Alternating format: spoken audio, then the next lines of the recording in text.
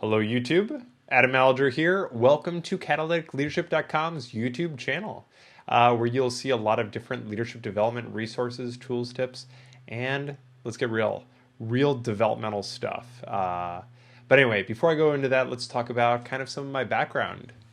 Currently an Army officer. I've been in the Army since 2003, been an officer since 2006. I've held a number of different positions of authority, and I've exercised leadership countless times. We'll talk about what that means here in a second.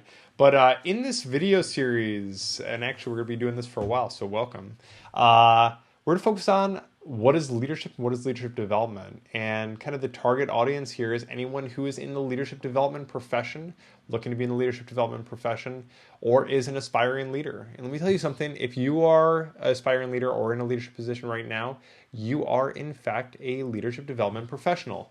So congratulations there. You have additional tasks you might not have already known about.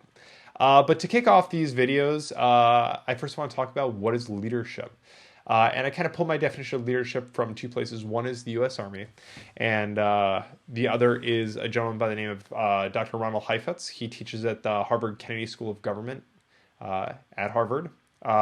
He is amazing, and I have a number of friends who have served as TFs for him. But this book, Leadership Without Easy Answers, I highly recommend you read it. I consider it kind of one of the premieres of leadership. It's amazing. And to kind of convey the first kind of thoughts to you here is one, in understanding leadership development for yourself or helping others develop, it's really important that you understand what leadership is. And leadership, we often confuse with authority. And let me break that down for a second.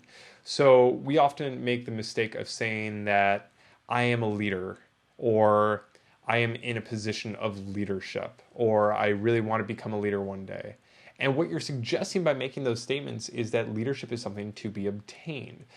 If you will, it is a position. In fact, that is an inaccurate way to describe leadership. Leadership is actually an action. It's a behavior. It's you making the decision to take an action to improve an individual, an organization, or the mission. And we'll talk a lot about organization and individual, but moving forward here, it is an action. Now, when it comes to authority, we're looking at it in two kind of scopes. You have formal authority and you have informal authority. But first, authority is power conveyed to you that you are capable of wielding. Now, in Leadership Without Easy Answers, so I'll give you one more plug. Fantastic book.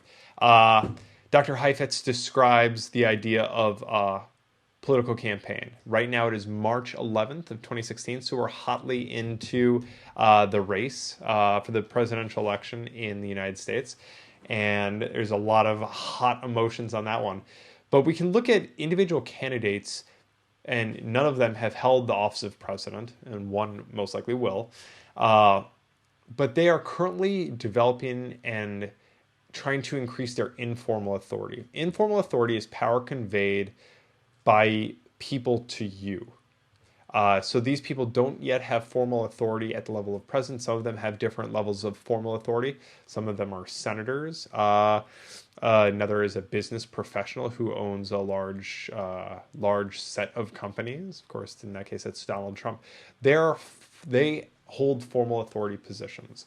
So they have so much power that they can wield from those positions. Senators can decide to vote for bills, can vote to confirm or deny different individuals that the president puts up. For example, right now we're talking about the Supreme Court, and the president, if you're not from America, brief explanation of American politics. The president will nominate someone that he wants to replace the Supreme Court, the highest judicial part of our government, and the Senate has to confirm or deny. So that is some kind of formal authority that those individuals wield.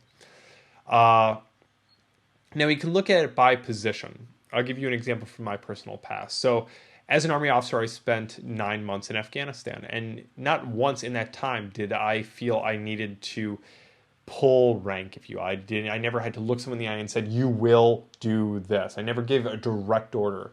Now I said things and people might have responded more because of my formal authority, but I tried to cultivate as much informal authority as possible. And when I say informal authority, I'm talking specifically about developing relationships and building trusts with my subordinates. And that then allows them a greater chance of them conveying informal authority to me, them granting me power from them taking action without me having to be coercive or without me having to directly order them to do something. So, kind of as a review here, leadership is action, it's behavior, it's you deciding to do something and then going out and doing it. And when you do it, it's improving individuals, the organization, and working to accomplish the mission in non coercive ways.